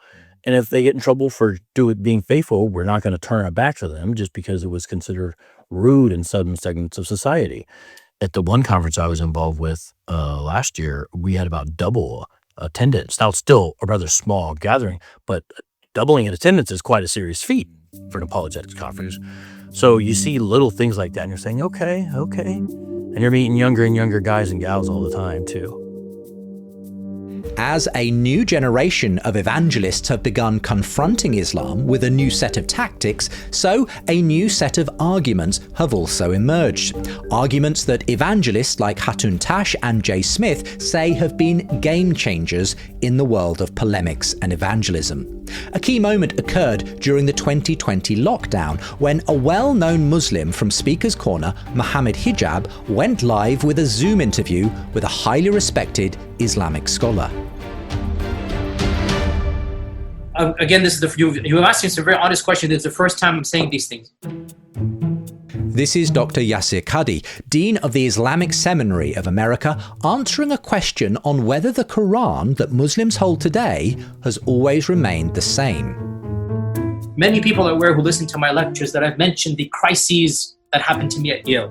This was the issue, that the issue of ahruf and preservation and qira'at and relationships between them, these are very, very difficult issues. And the most advanced of our scholars, they're not quite fully certain how to solve all of the unanswered questions in there. And it's very clear to you and to every single very advanced student and specialist that the standard narrative has holes in it. That's what I'm going to say. The standard narrative does not answer some very pressing questions. In Islam, the Quran is viewed as the eternal and unchanging word of God. Islamic preachers often point to the legitimacy of the Quran by claiming that not one word or phrase has been changed since it was first revealed to Muhammad in the 600s. But Qadhi's academic research led him to admit that, in fact, from early centuries, different versions of the Quran, with many variant readings, had been in circulation. Qadhi's admission that there were holes in the narrative of how the Quran was transmitted sent shockwaves through the world of dawah evangelism. J. Smith. He did a degree at Medina in Saudi Arabia on the traditions. So he's probably the world's best, in the best school that you can get it. And then he went to Yale University in the United States and did a doctorate on the Qira'at, on the Aruf, which are all these variants, these readings of the Quran. So he's the world authority on this. He lives in Texas, here in Dallas. And so they had a Zoom call, just like what we're doing right now, a Zoom call just like this. And the first thing Muhammad Hijab said was he put his hand out like this. He said, I'm going to give you a blank Musaf. Which of these Qurans, which of these Qira'ats is the eternal one? Which is the one that's in heaven? Which is the one that was revealed to Muhammad? If I were to give you a blank Mus'haf, yeah, and tell you to write what is munazzal verbatim from Allah into that Mus'haf with no human interference, would you write something which corresponds? It's not an easy answer. It's not an easy yes or no. It is enough for the Muslim to believe that the I think Quran this should be an easy yes or no, though. Yes, Al-Khadi. I have to. Okay, very, very well. So, yeah, Muhammad, after we get off this phone call, me and you, let's have a number of discussions. No problem. I'm very open with advanced students. But these issues should not... Look, it is Kalamullah, what is going to be written. It is Kalamullah. It is what would you write? You're pushing me. Which one is it, he asked. And he went on, and Yasir Qadhi was flustered. He was angry. He said, do not ask me. He said, well, this is what you got your doctorate in 25 years ago in 1995. And he says, this should be easy for you to answer. He says, I never talked about it. I would never talk about this in public. We don't talk about this in public. So after about 28 minutes of asking him, putting his hand out and saying, please tell me. But he says, I don't answer this question. I won't answer this question because the Western world that he lives in, which is over here, they have come leaps and bounds in the last 100 years, and they're looking at you Muslims like the emperor with no clothes. What an admission. And we're watching this. I'm watching this live. And after that went on, he finally went for 28 minutes. Muhammad Hijab asked one last time, yeah, I've got to have an answer. All these guys are asking me, which is the Quran that is the eternal one? Which is the one that Muhammad received of these 30? So finally he says, okay, you're pushing me. I'll answer you. They're all the Quran. A little bit of Hafs, a little bit of waters. Why don't you put some Khalud? Ya Kasai, Ibn Kathir, just mix them all around, and that's the Quran. And I started clapping. I'm sitting here in my library, and I'm starting crying. I said, Yasir Qadhi, you have just thrown the Quran under the bus. He has just admitted, he has no idea that if you take, this is Hafs right here. Now, I've got 9 of them right up there. See those green things? Those are 9 different Qurans I've got on my shelf. I could get 30. I only need 2, really, just the Hafs and the Waters. But if you look at those other 29 and compare it with this one here, there are 100,000 different words, which means 100,000 different meanings, which means different theologies, different doctrines, different practices. This is amazing that no one's thought this through when they were actually choosing these 30 in the 10th or the 12th or the 15th century. Now it's coming back to hit them. Now what happened was that went up on, and of course went up on both our YouTube sites. Within two weeks, there were hundreds and hundreds of Muslims that left Islam. They were writing it in the comments. I'm no longer a Muslim because of you. You have been telling us for years that there's not one letter, not one word change. Now you're saying there's 100,000 changes. And we don't even know which one is the one that's in heaven. You're not even admitting. You won't even I'm no longer a Muslim and my blood is on your shoulders. I was watching and reading these comments. They had to stop all the comments within 2 weeks. Within 2 months, they had to take off that interview off of both their sites. But I have it recorded. I can give it to you. And every June 8th, we bring it back up again and remind the whole world of what the Qadi said. This new scholarship around the divergent versions of the Quran has been emerging over the past 2 decades. Hatun Tash, who enjoys making things visible for her audience, travelled to North Africa and the Middle East to locate variant Qurans and brought them back to the corner in 2016. She told me about the reception her presentation received. When you see 2 different Arabic Qurans, you know you've been lied. So when I had different Arabic Qurans, I brought them to Speaker's Corner to expose that lie. Muslim strategy was, do not go and listen to them. That was the Muslim strategy. Week after week, they turn up to Speaker's Corner and then, okay, we are going to bring all the gangs around her. We are not going to allow her to speak. Don't record anything. Like, they were breaking the conveys. They were like stealing my properties so that I don't have the mic to make my point. And then 2020, Sheikh made this kind of set phrase in the lines of, there are holes in the narrative. When he was asked, what would you write in an empty paper? Which Quran would you write? In that interview, he confirmed the information I brought to the public, that Quran has not been perfectly preserved. There are different Arabic Qurans. So I turn up the Speaker's Corner asking Muslims, tell me about the holes in the narrative. What is the link between Aruf and Qiraat? Which one is the word of Allah? Strategy was exactly the same. Don't give her mic. Don't let her speak. They would bring their gangs around me. Well, I came up with the idea. I thought it was awesome. Just put holes in the Quran. They will be forced to see it and respond it. Their strategy was, okay, we are not going to talk to her. Second week, we are not going to talk to her. Third week, okay, we bring our gangs, that she's not able to speak. Did it work? Well, during the COVID, men from Malaysia traveled all the way to Speaker's Corner, because before he came to Speaker's Corner, he emailed Sheikh Yasir Qadi and Muhammad Hijab, who did the interview, asking, what is this holes in the narrative thing? Where is the interview? Why interview's been taken off the air? No one was answering. He turns up the Speaker's Corner, and then he says, what is this? I showed him different Arabic Qurans, and then he goes away. He's not a Muslim anymore. I take these different Arabic Qurans to the mosques. I know lots of people, literally like over 100 people, who were just like, why she's got Quran with a holes in it? What is wrong with her? Gave me opportunity. I challenged the teachings of the Quran. I challenged the very foundation of the Quran. And I can name you almost 100 people that they are out of Islam now because of that. So it is the strategy I picked up, and Lord used it to draw people to himself. In that sense, it is good. But I can understand people think this is controversial. Hatun Tash's confrontational approach is not appreciated by everyone, but as we'll hear, it has won many converts. Meanwhile, Jay Smith was at Speaker's Corner this summer on the 5th anniversary of the Hijab and Qadi conversation to ram home the new scholarship to his audience. But then, only weeks later, in another interview, Dr. Yasir Qadhi again delivered another gift to the evangelists, this time in relation to the Hadiths, the traditions around the life, sayings, and actions of Muhammad that inform much Islamic theology. It is a question that I myself am grappling with at a personal level, at a believing level, and as an academic, and as a preacher and teacher. Like, as you're aware, and you're an academic channel, right? You're well aware, nobody in the academy affirms the Muslim Sunni science of hadith. The max you'll get, like Harold Motsky and others, are going to say, well, we can say that some hadith definitely go back to some tabi'un.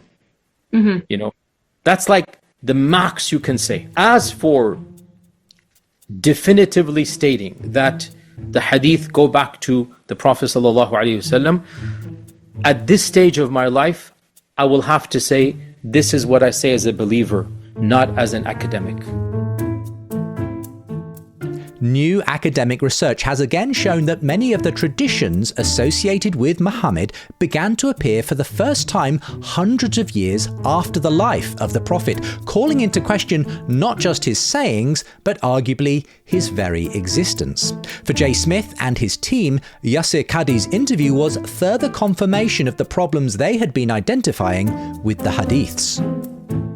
The question was asked by one of the interviewers, and they said, well, what are you going to do about academia now? Academia is saying that the hadith, what are you going to do with historical criticism? How are they going to show that what Muhammad said and what Muhammad did actually happened? Actually, he did say this, since historical criticism is pretty much saying that none of this material comes from the Prophet himself, or even from the same century as the Prophet. It comes from 200 to 300 years later.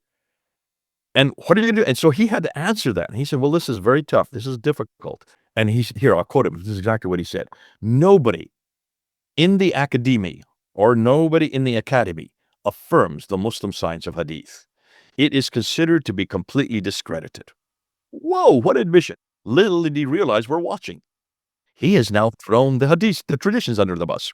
He threw the Quran under the bus back 5 years ago, and that caused huge disarray. It's just a matter of time. This is the historical critique we're talking about. This is what I do. Can you see how effective this is? I don't even have to say anything. Let Yasir Qadhi do the work for me.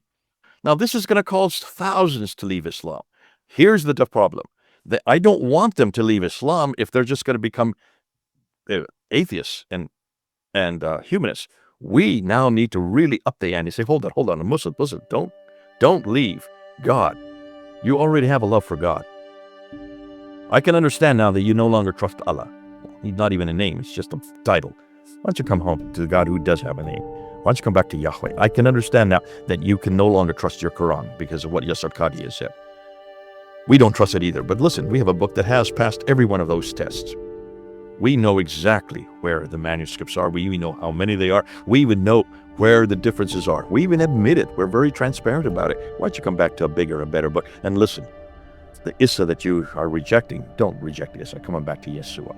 So we need to be there, Justin, to make sure we bring them home. Because they already have a faith in God. They have a faith in revelation. They have a faith in Issa. They've just got the wrong God, the wrong revelation, the wrong Jesus. Let's bring them home.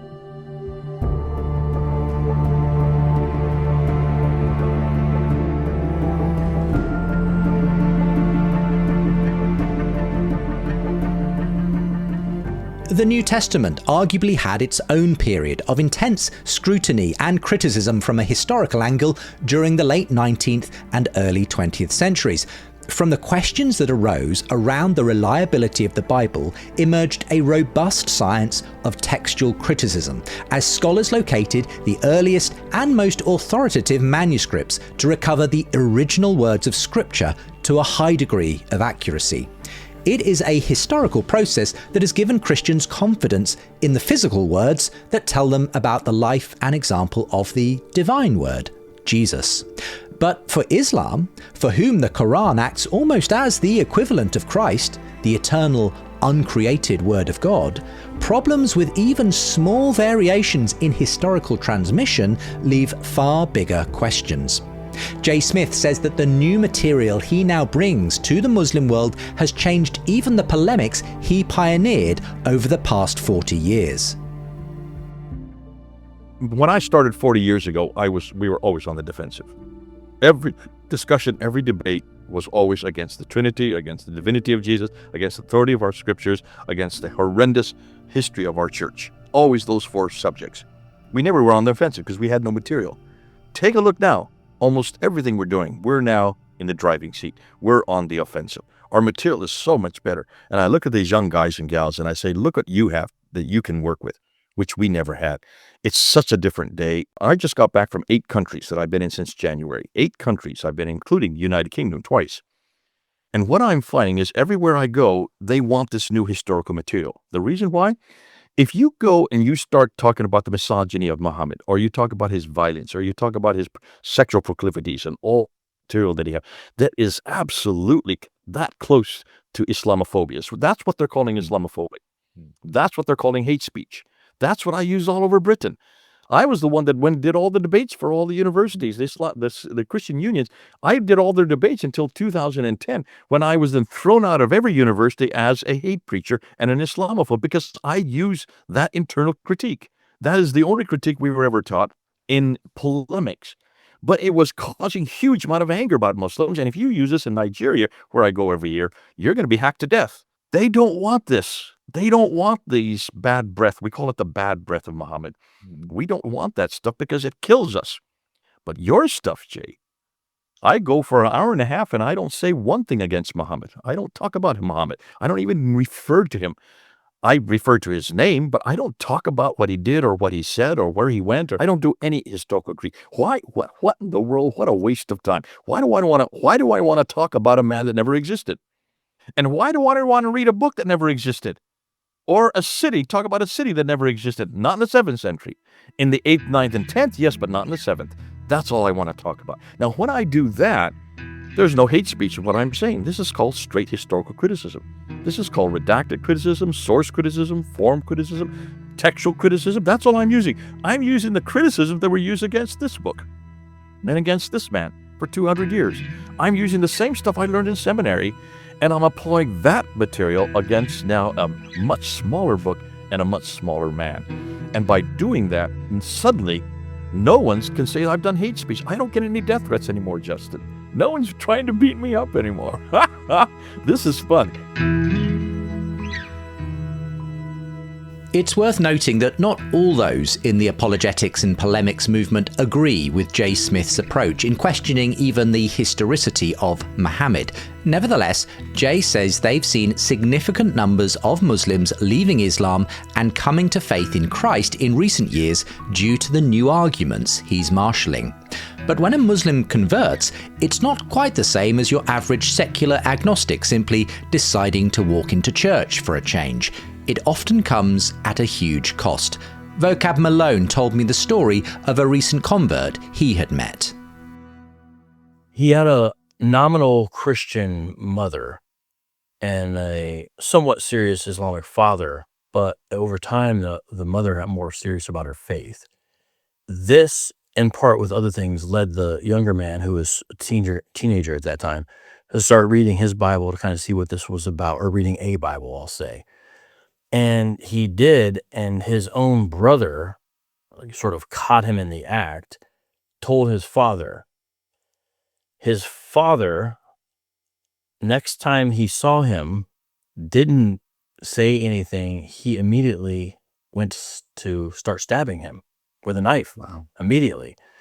And stabbed him twice, made contact. So he has like actual scars. Now, fortunately, he was not murdered or killed in the process, but this is his contact with his father. Well, he ends up not being able to be in that home environment, in that situation anymore, because of the hostility of the brother and the father, just because he was reading the Bible. Mm. It's not always typical that your dad will try to murder you or stab you to teach you a lesson. However, that's a very real threat in almost every instance. If there's any males around, then there's almost always a male present in some way within the household. If it's not a father, an uncle will take on the charge, or the brother will take on the charge. As you can see, they were all involved in this particular instance. So that's a very real thing, because I never thought, if I change my opinion on this, if I embrace this new thing, my dad might kill me. I've never had to process that. I've never had to, and most people have not. All while this is happening off and on, because he had started university, he met a number of kind of new friends, and they were sort of just there for them, lending him things, giving him rides, is my understanding of what he was saying, just helping him in various ways, without really ever wanting anything in return. And over time, he understood somehow he had met Christians, and he understood, oh, these are the Christians, and it became a natural thing for him to compare the behavior of Muslims he knew in his family and the Christians he was meeting, who were showing him what he didn't use the word unconditional, but what he was describing as an unconditional love towards him. And he wasn't a Christian yet, but they were just doing this. And he said, okay, there's a difference here. He noticed it. So he did listen to some debates and get into apologetics. That's how he ended up at our conference. There was an interest. But what I've noticed in so many of these testimonies, it's not just sort of people being nice and showing love only, although that can happen. And it's not just debates and arguments, although the ones I hear, usually that's involved. It seems like almost every time it's a combination of these factual, evidence-based things and an actual character and nature. And it's of Christ, but it comes through his people.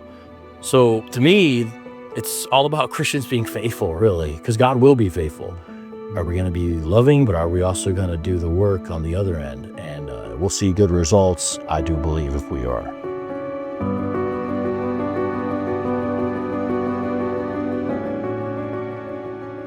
Hatun Tash, who has experienced her own fair share of death threats, recognises the danger for those who convert from Islam. That's why she keeps a note of and commits to praying daily for 5 years for every Muslim who converts through her ministry. To date, her prayer book is filled with thousands of names. It didn't used to be that way, but now, in the age of the internet, it's reaching millions around the globe. At Speaker's Corner, you are not talking to the person you are debating.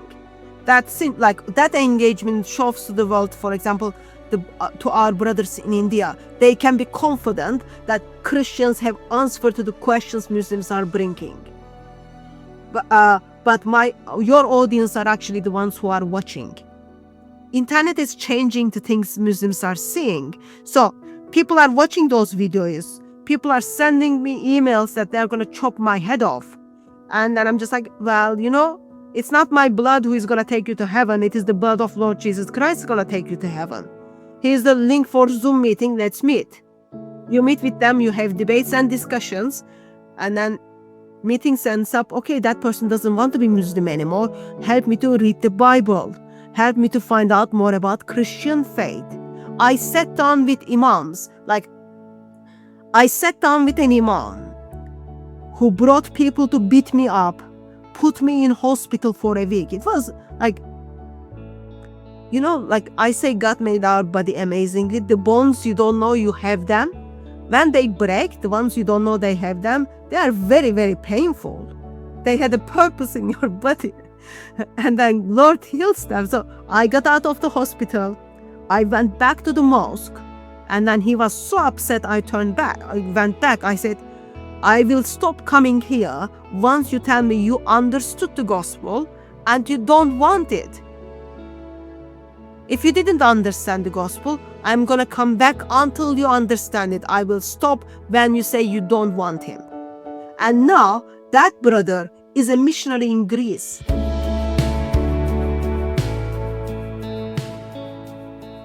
I have to confess, of my whole interview with Hatun Tash, which you can watch in full over at our YouTube channel, that story of Hatun returning to the imam of the mosque who ordered her brutal beating in order to plead for him to turn to Christ is the one that will stay with me forever. In the 21st century, ministry to Muslims can take different forms, and as we've heard, not everyone is a fan of Hatun J and the polemical approach at Speaker's Corner. But whatever you make of her evangelistic approach, Hatun is easily one of the bravest, most single-minded and effective evangelists I have ever met. I think she'd get on well with St. Paul.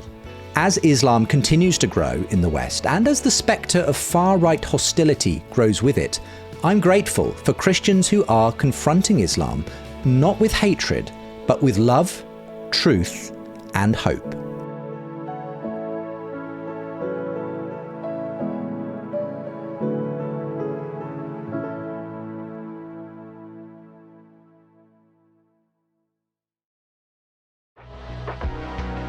Leading a business today means constantly adapting. On the Executive Insights podcast, brought to you by AWS, global leaders share how they're making tough calls, testing bold ideas, and putting innovation into practice, generative AI included. If you're looking for real stories behind what's working, this is it. Subscribe to the Executive Insights podcast today, available now on all major podcast platforms. Whoa! That was a bop! Ooh, let's keep the party going with a claptrap public domain serenade! Happy birthday to you! Let's all loot and shoot! Ba-ba-doo-doo! Borderlands 4! Well, that kind of fell apart toward the end. But you get the idea. Borderlands 4 is out now! Buy it! Buy it, buy it, buy it! Rated M for mature. Wherever Bud goes, his harmonica goes with him. It's a pocket full of soul. Now he's living with prostate cancer. He asked his doctor about Xtandi and enzalutamide. Xtandi 40 milligram tablets treats men with prostate cancer that has spread to other parts of the body and responds to a medical or surgical treatment to lower testosterone. Xtandi may cause serious side effects: seizure, a brain condition called PRESS, allergic reactions, heart disease that can lead to death, falls and bone fractures, swallowing problems, or choking that can lead to death. Stop Xtandi and get medical help at once if your face, tongue, lip, or throat start swelling. Tell your doctor at once if you faint, have a seizure, quickly worsening headache, decreased alertness, confusion, vision problems, chest pain or discomfort, or shortness of breath. Xtandi can cause harm to an unborn baby or miscarriage. Use birth control during and 3 months after Xtandi. Common side effects include muscle and joint pain, feeling unusually tired, hot flashes, constipation, less appetite, diarrhea, high blood pressure, bleeding, falls, fractures, and headache. Talk to your doctor and visit Xtandi.com.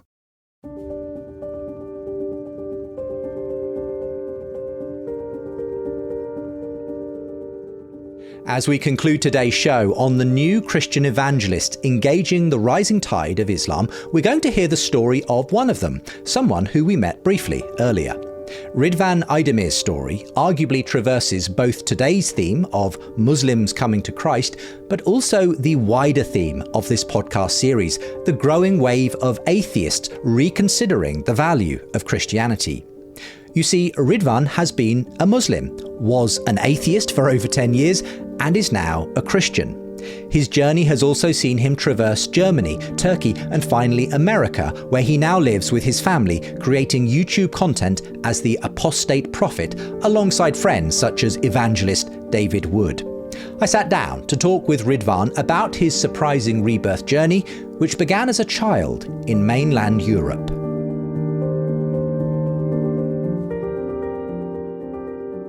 I grew up in Germany with a very religious Muslim family, and from a very early age, I really liked German culture. I liked the German way.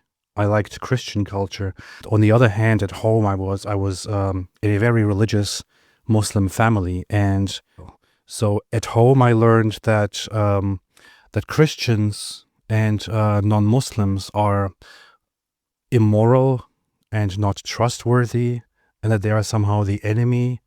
And but on the other side, when I went to school, I learned all these beautiful things. I remember as a child in first grade, at some point I was told over the weekend of how in the possible future there will be a time when we Muslims will fight the disbelievers, and we will especially fight and kill the Jews. And the Jews will be hiding behind rocks and trees, but we will eventually get them all. And the Christians will also be our enemies and all that. So this is the kind of stuff that I learned, and I was afraid and fascinated by it. But at the same time, I have very good relations with Christians and with non-Muslims. So it was a very, very wild thing to go through. It sounds like it was a real kind of disconnect between what you were being sort of taught or perhaps indoctrinated with at home versus the actual Christianized Western culture you'd come to appreciate. Exactly. I know that your story takes a turn when you eventually moved, sort of somewhat against your will, from Germany to Turkey. Tell me about that transition and what happened once you arrived in Turkey.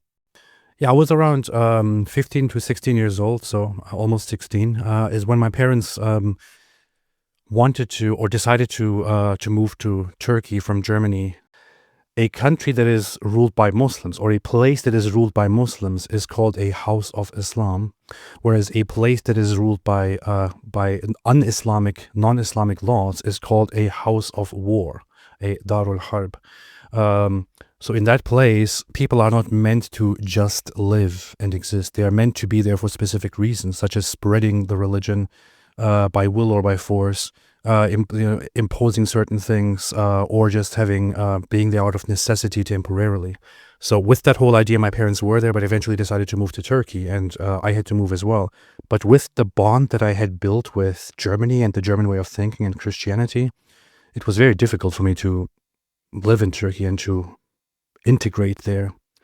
There was a huge culture clash happening in my head, and I never really accepted it. But I turned toward an identity crisis, turned toward far left socialist activism, communism, started believing in things like fighting violently against injustices and overthrowing the governments and all that, while also holding on to some kind of respect for my Islamic belief, which my parents, were very firm about. I seem to remember from watching a video of you talking about this, that it was actually on the back of a relative of yours who actually died because of their rejection of Islam, or perhaps you can explain it a little better than that. So it was my aunt who, in her late 20s, her and I became very close. She was like an older sister to me, and she was in Germany, and she was a very, very free spirit. She would go her own way, do her own thing. She was very well educated, very well spoken. She was a great example. She was a little bit wild. She would just go against the traditions of of the relatives and her own parents and do whatever she wants, live her life. She was very successful as a career woman and all that. But at some point, because of the constant clashes that she had with her parents and relatives and siblings, including my father, for example, she tried to go more toward tradition. She went down the path of finding a Muslim man, a religious Muslim man, and trying to build a proper traditional life. So she did find a guy from Turkey. That guy went over there after a while. They started living together after they got married. And it turned out quickly that it clearly wasn't really for her. The man became authoritarian, abusive. And she messaged me about how he threatened her and all that. And she asked the police to step in and to issue a thing that he has to stay away from her. And then saw my mother sitting in the living room and crying. And I asked, what's happening? What's going on? And she said, your aunt. I said, what is with my aunt? She said, she's dead. And it was very insane to comprehend. Prior to her death, she told me lots of things about, she criticized sometimes the way I think about things, my wild communist endeavors. And she told me about tradition and about how maybe there's something more. Maybe we can find something in the faith that our parents and all that follow. With her death, paradoxically and weirdly, instead of turning away, I actually turned toward Islam to kind of follow what she was telling me before she died. I actually became serious about my faith and started practicing it.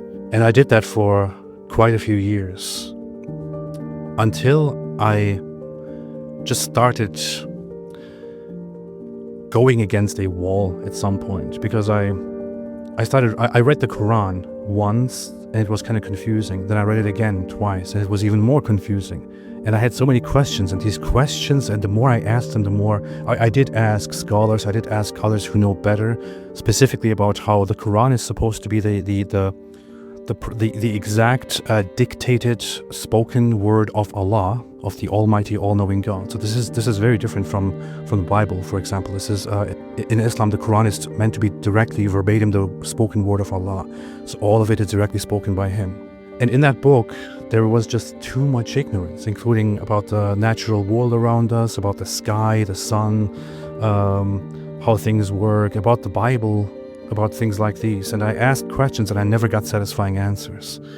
Eventually, I allowed myself, when I was in the military, I focused more and more on my doubts. And at one point, I allowed myself, and I told myself, it is Allah who created me and who created my mind, who created my brain, who gave me the ability to think and to question. How could it possibly be wrong to allow these questions? So once I opened that door, there was just no coming back, because the questions were too damning.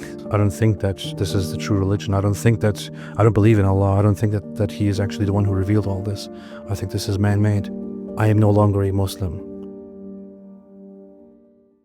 How did your parents, though, react to this? How did your family react? I actually didn't tell them for the longest time, because I guess I kind of was, I always had lots of respect for my parents and also lots of love for my mother. It felt very difficult for me to tell them or to let them know that I'm going down this path. So I just saved it until I was ready to tell them, or until they found out. And it was only 2 years after I started my whole activism that they actually became aware of what I'm doing. And it wasn't very nice, you know. So my father hasn't spoken to me since he found out.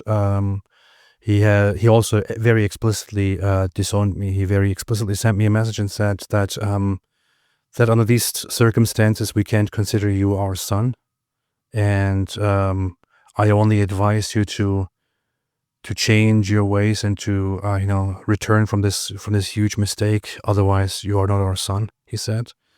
And that's the last message that I ever received from him. I never responded to it. I kind of thought, if that's what you think, then I'm not going to change. I'm not going to change what I'm doing, what I think is right. So my relationship with my mother is very strained since then, but I'm still in touch with her. We still occasionally talk. Things are, of course, very different when we talk nowadays. With many others, relatives, especially religious ones, cut ties with me completely. I tried at some point to contact some, they never responded. People that I grew up with, that I interacted with for many, many years, cut ties with me completely and informed each other about what I do. One person that I knew of, that I knew who was like a loosely friendly to me, actually, when he found out the things that I say about his faith and his government in Turkey, said that if he sees me, he will behead me and throw my head onto the square in Istanbul. So that wasn't very nice. At a personal level, I think you had obviously met and married your wife by this point. What was kind of her journey? So she grew up in a evangelical Orthodox family, which is a Protestant Orthodox group that embraced Orthodoxy but never became fully Orthodox.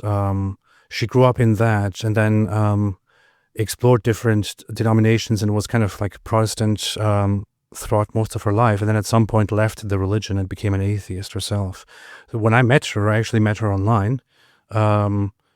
She was an atheist and I was an atheist. So our relationship was very much established upon our lack of faith and how much we understand and enjoy talking to each other and all that. So we came together and eventually established a family.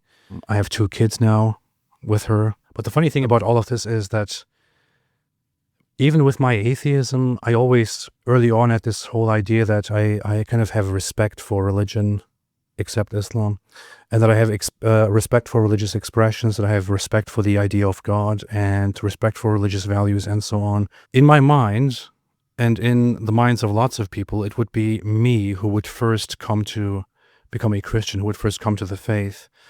And she is the one who, despite her more hostile attitude toward religion and Christianity specifically in the past, became a Christian first and started going to an Orthodox church.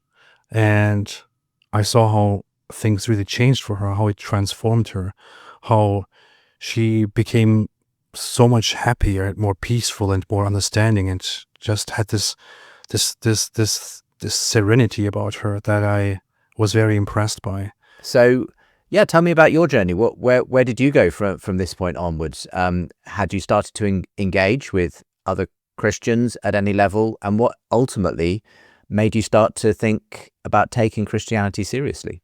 Yeah, it was. So as said, I always had respect for it. I also had a long friendship with David Wood, who I would say has been a great influence in many ways. His Christian faith turned him into a very, very good person, and there are only very few people out there that I would trust with my life, and he's one of them. I interacted with other Christians online and offline, and always saw the goodness in them. So there was always something impressive. I was also personally impressed with, or kind of interested in, Christian symbols and Christian wordings and Christian beliefs and biblical stuff. I read, as an atheist, the book of Ecclesiastes several times, and every single time I was blown away by it. I was impressed with it.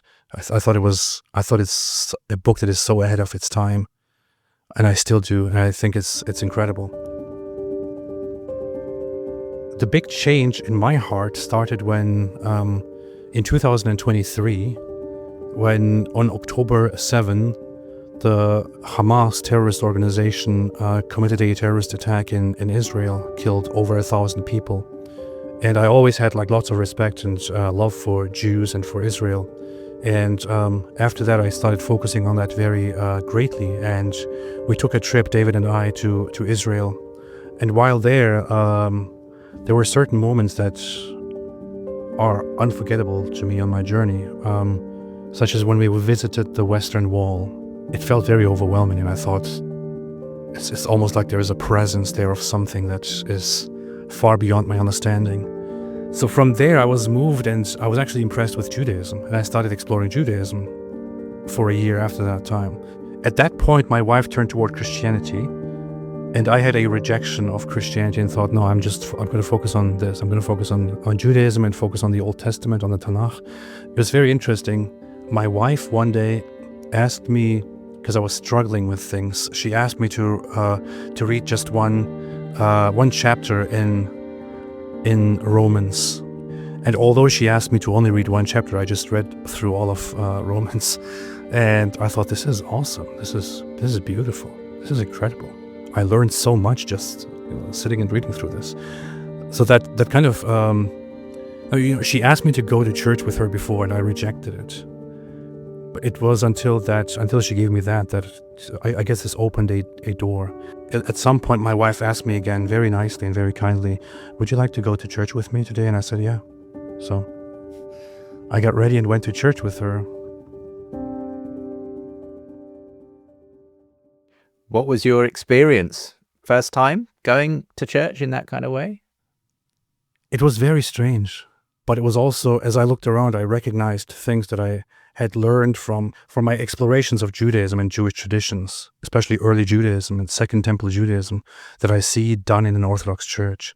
But the first time that I went there, I was like, there was something very nice, but I also didn't know what to do about it. The weekend after that, I asked my wife myself, I said, hey, I want to go to church with you today. And that's the time that I, for the first time, actually deliberately, willingly went just in order to participate. I consider that day the first time that I actually went to church for the first time.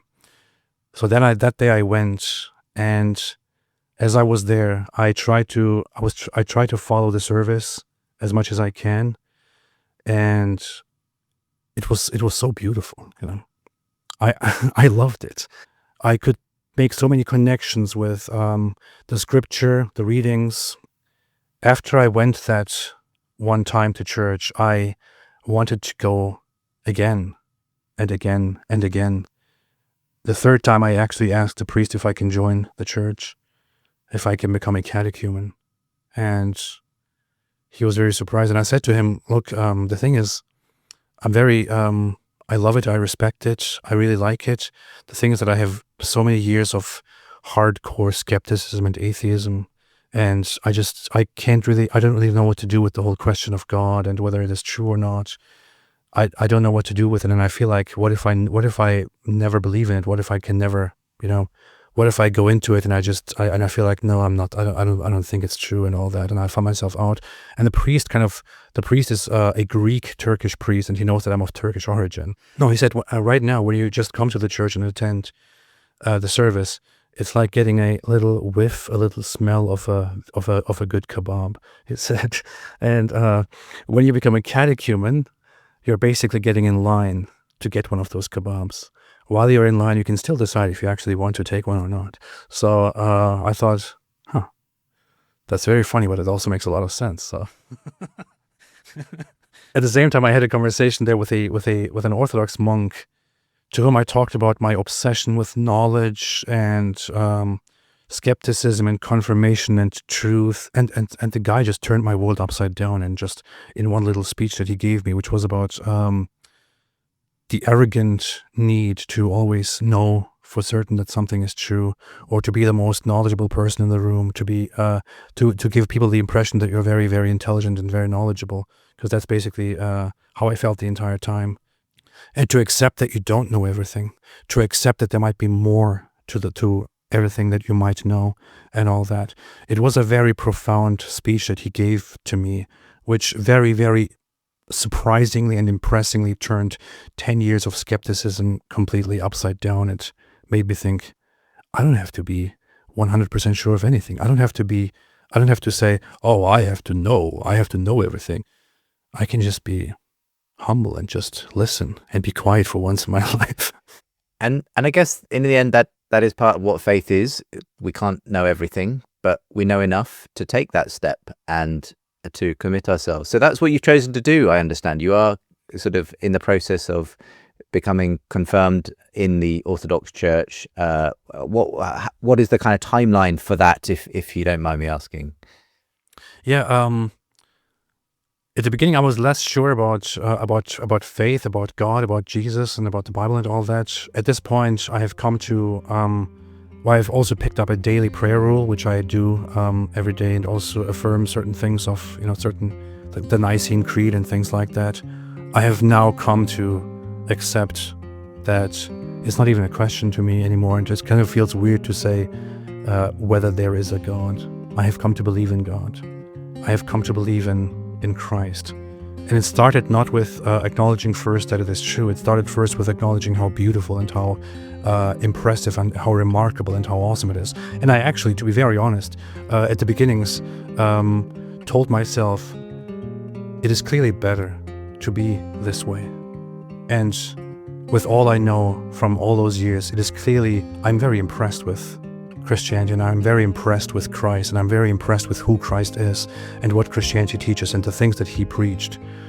I don't even care if it's actually fully true or not. That's how I started out, until after a while I came to believe and affirm it, and I believe in it, and I affirm it, and I love it, and I have faith in it, and I pray. What's the difference, I suppose, in your life and the lives of those you see between what they had in Islam and the way you relate to God as a Christian that's different to how it was when you were trying to do that as a Muslim? When people are Muslims, what they generally hold is fear, tribalism, hate, and loyalty to their Islamic community. When they change, they go from this darkness that is generally identified in a very dark way, in a very dark and fearful and hateful way. When they come to Christianity, it turns into hope, into kindness, into forgiveness, into beauty, into actual faith. You are no longer being forced to believe something. You are no longer being held on a leash like a dog trained and treated by a very, very abusive trainer and owner. You're rather finally acknowledged as a human created in the image of God, who can be with God and who can share all the beautiful and good things and partake in the divinity as it is said in the Bible, and live out the image of God and be with God, be like Christ, be forgiving, loving. Christianity is light. That's as clear and easy as it is. Ridvan Aydemir. You can find his content on YouTube on the Apostate Prophet channel. Ridvan is part of the growing online and in-person movement confronting Islam in sometimes controversial and unorthodox ways. You may have heard some things on today's show that you disagree with in the confrontational approach often adopted, and you're probably not alone. I've struggled with it too at times. I'm more used to hosting cosy fireside chats that sometimes get sparky, but I've also come to see that there are contexts and even whole cultural movements that require a different kind of approach to the one I've tended to foster. And no one can accuse Ridvan Aydemir, Jay Smith or Hatun Tash of not putting their money where their mouth is, and even their very life on the line for the sake of sharing the good news of Jesus in whatever way works.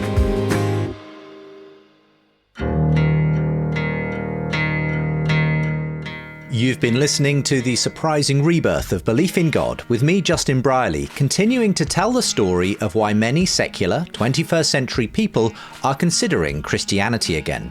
Please do share this episode with others. A rating and a review also helps others to discover the show. And just a reminder that this podcast is also a book. In fact, I'll send you chapter 1 for free when you subscribe to my newsletter, along with the first chapter of my new book, Why I'm Still a Christian. Thanks again to my guests who featured on today's documentary episode. As the final mix of today's show was being prepared, the news came in of the fatal shooting of the Christian political activist and free speech advocate Charlie Kirk, someone who also engaged in robust debates with Muslims. Whatever you think of his politics, his tragic death certainly brings home Hatun Tash's words about freedom of speech from the start of this episode. It doesn't matter what your religion, gender, or even eye colour is, no one should be murdered for saying things that other people disagree with. And in that vein, if you have some feedback, however robust, do feel free to email it to me, feedback@think.faith. Your support also makes a huge difference in me being able to produce documentary podcast episodes like this one, charting the surprising rebirth phenomenon. So please do consider becoming a monthly supporter of my work. Silver supporters get early access to new episodes as well as bonus content. Gold supporters also get signed copies of both my books and the chance for a monthly catch-up call with me. The links are with the show notes. Coming up next time. Most estimates would say that there's about 1 million people in Iran, possibly more, that have come to Christ. What looked absolutely impossible has now become one of the greatest moves of God on the earth today. Well, if you think the UK is experiencing some interesting times with Islam and Christianity, it's got nothing on other parts of the world where Christianity is both experiencing the huge pressure of persecution, but also some extraordinary instances of revival. Next week, we'll be hearing about Iran's Christian revolution, the oppressive Islamic regime with the fastest growing church in the world. But you don't have to wait. You can listen to it right now. Yes, 2 weeks early when you support. As I've mentioned, do get on board if you can. The links are with the show info. The Surprising Rebirth of Belief in God is a production of Think Faith in partnership with Genexus and the Jerusalem Trust. Editing assistance by Isaac Simmons. Thanks for listening, and see you next time.